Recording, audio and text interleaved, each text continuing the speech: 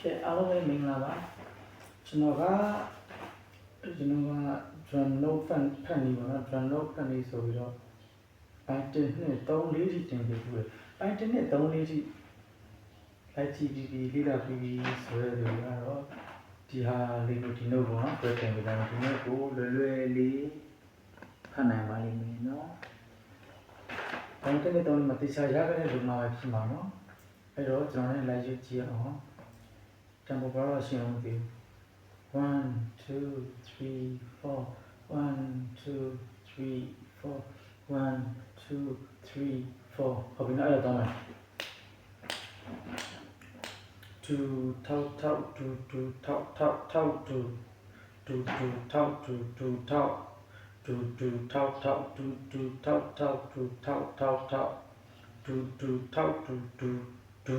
2ထောက်ထောက်2ထောက်ထောက်2ထောက်ထောက်2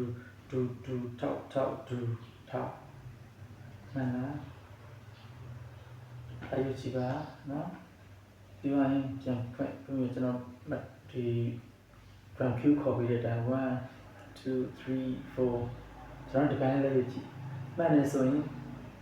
ရင်ကကြည့်ခဲ့တဲ့1 2 3 4သင်ခန်းစာတွေကိုလိုက်နိုင်တဲ့အတွက်ဒါရတယ်ဒါဆိုနောက်ထပ်ဒီ intermediate level ကိုသွားလို့ရပြီအလေလက်အဆင့်သွားလို့ရပြီ1 2 3 4အခြေခံဒီကတော့အဲ့ quarter တွေပါတယ် half note တွေပါတယ်